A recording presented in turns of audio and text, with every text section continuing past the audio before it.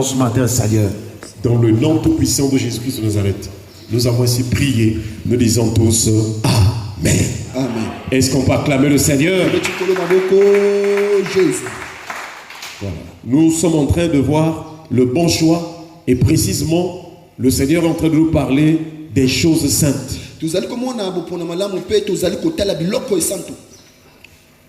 Nous avons compris par la grâce de Dieu qu'il y a d'une part des choses profanes, des choses impures à cause du péché et à cause de la rébellion de Satan. Et d'autre part, nous avons des choses saintes, des choses pures à cause de la sainteté de Dieu. Et donc, puisqu'il y a deux choses, il faut donc choisir. Et nous avons dit que choisir, c'est toute une option. Lorsqu'on demande de choisir, c'est qu'il y a au moins deux choses ou plusieurs, alors il faut choisir parmi ces choses-là. Et nous sommes en train de rappeler que si tu fais un bon choix, tu seras en paix, tu seras béni, tu vas avancer. Et tu seras vraiment en bon terme avec Dieu. Mais si tu fais un mauvais choix, tu vas souffrir, tu vas aller en enfer. C'est le temps, frères et sœurs, de faire un bon choix. Et ce n'est que la parole de Dieu qui peut nous donner l'intelligence pour connaître le bon choix. La parole de Dieu, c'est toute une sagesse qui nous apprend à faire le bon choix, à prendre des bonnes décisions, à prendre des bonnes résolutions et à faire le bon choix. Est-ce qu'on peut acclamer le Seigneur? Jésus. Dans Exode chapitre 29, le verset 33 que nous sommes en train de lire, il est écrit: ils mangeront ainsi ce qui aura servi d'expiation, afin qu'ils soient consacrés et sanctifiés. Nul étranger n'en mangera, car ce sont des choses saintes. Donc, nous avons rappelé que puisque Dieu est saint, pour marcher avec lui, pour vivre avec lui, pour être en intimité avec lui, il faut manger les choses saintes. C'est-à-dire, il faut faire la volonté de Dieu pour que tu sois avec Dieu. Or, un jour, Jésus a dit: la volonté de Dieu, c'est que vous croyez en celui que Dieu a envoyé. Donc, le signe que tu acceptes de faire la volonté du Père, c'est de croire en celui que le Père a envoyé. Il y a une seule personne qui est sortie du sein du Père, qui est loin de Dieu. On l'appelle aussi le Christ, le Fils du Dieu vivant. C'est en lui que tu dois croire. Et si tu crois en lui, tu es en train de faire la volonté de Dieu. Maintenant, qu'est-ce que la foi en Jésus nous enseigne pour nous emmener à la sanctification? C'est que nous devons commencer d'abord par nous repentir. Lorsque Jésus a commencé son ministère, il a prêché la repentance. Parce qu'on ne peut pas être avec Dieu si on n'accepte pas de changer, de quitter, d'abandonner l'ancienne vie. Frères et sœurs, que l'on ne vous trompe pas, que l'on ne vous séduise pas. Ne soyez pas dans l'église parce qu'on prononce des paroles de bénédiction. Ne soyez pas dans l'église parce qu'on prêche la bénédiction ou bien les richesses de ce monde. Mais ce qui doit nous intéresser, c'est d'abord la repentance. Si Jésus tarde à venir, c'est parce qu'il veut qu'aucun de nous ne périsse. Le péché conduit en enfer.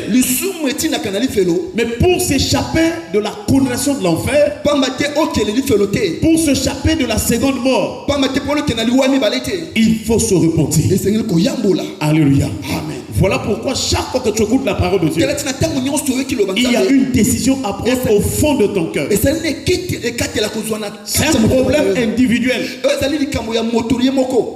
Et donc ici, on parlait des sacrificateurs qui devaient manger les choses qui ont servi à l'expiation. L'expiation, c'est réparer une faute, un crime, un péché par le repentir. Donc par extension, l'expiation nous parle donc de la réconciliation avec Dieu. Et c'est donc Jésus qui est venu nous réconcilier avec le Père. Est-ce qu'on parle là avec le Seigneur? Si dans l'Ancien Testament, c'est l'animal qui était la victime expiatoire. C'est l'animal qui était égorgé pour faire le rituel du pardon de péché, pour couvrir les péchés. Dans la nouvelle alliance, l'expiation, la victime expiatoire, c'est maintenant Jésus-Christ. Et 1 Jean chapitre 2, le verset 1 à 2 nous en dit long. 1 Jean chapitre 2, le verset 1 à 2. Il est écrit: mes petits enfants, je vous écris ces choses afin que vous ne péchiez point. Et si quelqu'un a péché, nous avons un avocat auprès du Père, Jésus-Christ le juste. Il est lui-même une victime expiatoire pour nos péchés, et non seulement pour les nôtres, mais aussi pour ceux du monde entier. Donc Jésus n'était pas mort seulement pour les Juifs. Jésus n'est pas seulement le Dieu des Blancs ou des Juifs, mais il était mort pour toute l'humanité. Parce que c'est le péché d'Adam et Ève s'est étendu sur tous les hommes. Nous l'avons rappelé hier que quand Dieu a créé Adam et Ève, il n'y avait pas de race. Il n'y avait pas des Asiatiques. Il n'y avait pas des Américains. Il n'y avait pas des Russes, des Chinois ou encore des Africains comme ça. Tous c'était une même race. Tous parlaient la même langue. Jusqu'à Genèse chapitre 11. Lorsque parmi les descendants de Noé, Cush a mis au monde, il a engendré un fils qu'on appelle Nimrod. C'est là où ils ont commencé à vouloir faire des choses contre l'Éternel. Bâtir une ville et une tour qu'on devait appeler Babel, qui est l'image du système mondial du Satan. C'est là où Dieu les a dispersés, et chacun maintenant parlait une autre langue que l'autre ne pouvait pas écouter. Alléluia. Donc ici, j'en dis, mes petits enfants, cela nous rappelle la nouvelle naissance. Pour que tu deviennes enfant de Dieu, il faut naître de nouveau. Pour que tu arrives à la sanctification, il faut naître de nouveau. Parce que ta vie naturelle, ton ancienne vie est charnelle, elle est terrestre, elle est bourrée de péché. Il faut donc une nouvelle vie. Et cette nouvelle vie n'est possible que par la nouvelle naissance. Et cette nouvelle naissance exige que tu reçoives Jésus-Christ comme Seigneur et Sauveur dans ton cœur. Est-ce qu'on parle la vie du Seigneur? Deuxième chose, il dit: je vous écris ces choses afin que vous ne péchiez point. Donc nous voyons que Jean écrivait une lettre. Cette lettre écrite, c'est la parole écrite de Dieu. Comme la parole de Dieu, c'est une inspiration divine, les serviteurs de Dieu recevaient l'inspiration. Ils recevaient le souffle de Dieu, l'esprit de Dieu qui leur parlait dans leur conscience, dans leur esprit. Dieu leur parlait. Et eux, ils transmettaient, ces paroles par les écrits. Or, nous avons déjà rappelé que depuis le temps de Moïse, Dieu avait commencé par la parole aussi. La voix de l'Éternel est sortie de la bouche de Dieu. Et Dieu a écrit. Est-ce qu'on peut acclamer le Seigneur? Donc il n'y a pas de différence. Cette parole écrite, c'est la voix de Dieu. C'est la parole de Dieu. Et dans cette parole, il y a tout un pouvoir. Un pouvoir qui sauve, un pouvoir qui délivre, un pouvoir qui communique la foi, un pouvoir qui fait les miracles. Si tu t'attaches à la parole de Dieu, si tu crois en la parole de Dieu, tu verras la gloire de Dieu. Alléluia. Amen. Voilà le secret de la délivrance. Tu veux être délivré, écoute la parole, reçois la parole, aie confiance en la parole, pratique la parole, vis la parole, pense à cette parole tous les jours de ta vie. Cette parole va te changer, elle va te transformer.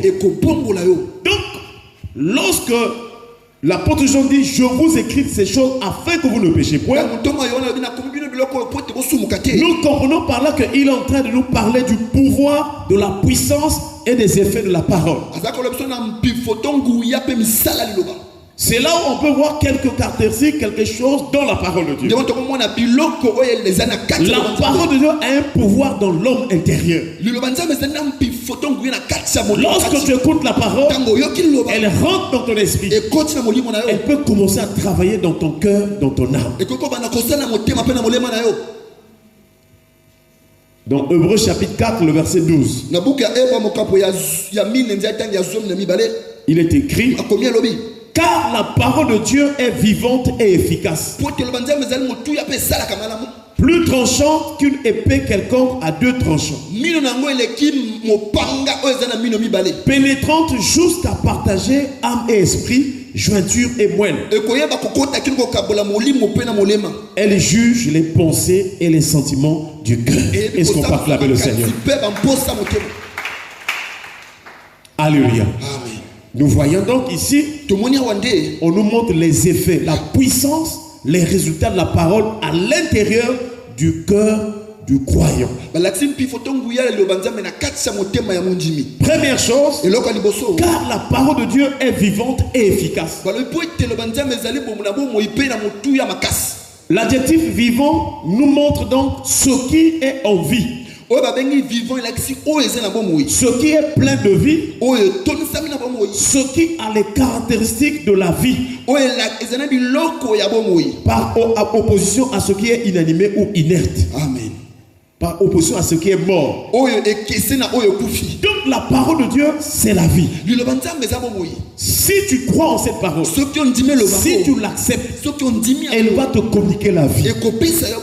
Alléluia. Amen. La parole de Dieu est vivante. Elle donne la vie. Frères et sœurs, avant que nous soyons en Christ, nous étions morts.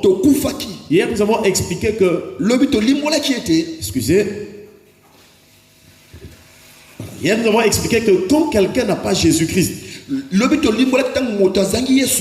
son esprit et son âme sont dans les ténèbres. Mais quand la personne reçoit Jésus-Christ, l'Esprit de Dieu communique la vie. La vie dans cette personne. Et cette vie est possible par le moyen de la parole de Dieu. Donc lorsque nous écoutons la parole de Dieu, elle rentre dans notre esprit pour communiquer la vie de Dieu. Et cette vie va commencer à couler jusque dans notre cœur, dans nos entrailles, dans notre vie. Si tu aimes la parole, elle va rentrer dans ton esprit. Tel que tu es en train d'écouter là, elle rentre. Elle va commencer à véhiculer la vie dans tout ton être entier. Cette vie de la parole, c'est la bénédiction. Cette vie de la parole, c'est la guérison. Cette vie de la parole, c'est la réussite. Cette vie de la parole, c'est la paix. Cette vie de la parole, c'est la force. Donc si tu veux être en bonne santé, que tu sois en paix, même quand tu t'es réveillé ce matin, il faut lire la parole. Il faut écouter la parole. Il faut croire en la parole.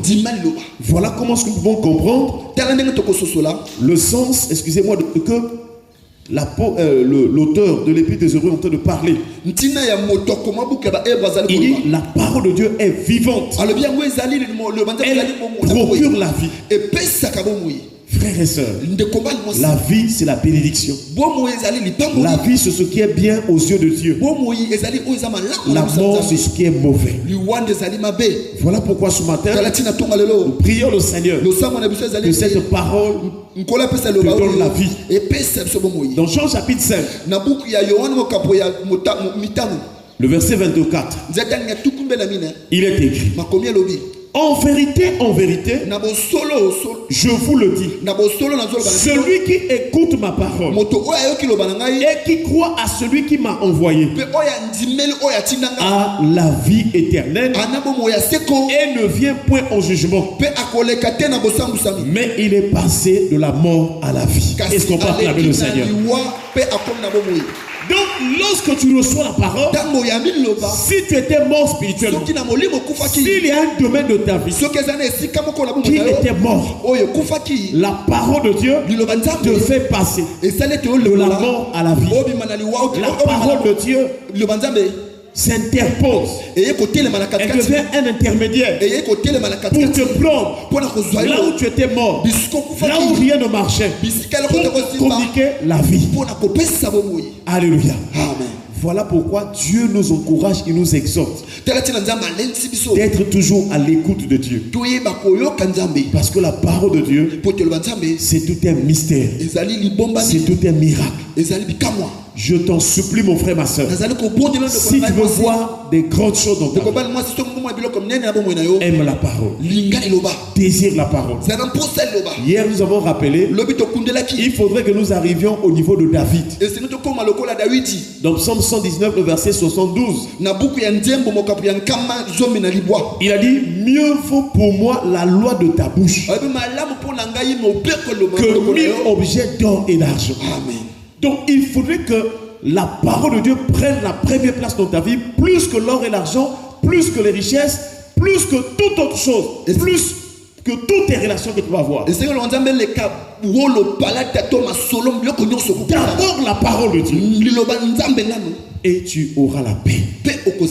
Frères et sœurs, que Dieu nous aide à accepter cela, et que cette année soit un nouvel élan, un nouveau départ, où tu reçois la vie de la parole. Nous prions que Dieu te bénisse, qui t'accorde la vie, que la parole de Dieu te donne la vie ce matin. Là où il y avait la mort, que la parole de Dieu te communique la vie. Est-ce qu'on peut acclamer le Seigneur? Jésus. Baissons les têtes dans la prière. Nous allons remercier le Seigneur pour sa parole. Prions le Seigneur au nom de Jésus. Dieu notre Père, te rendons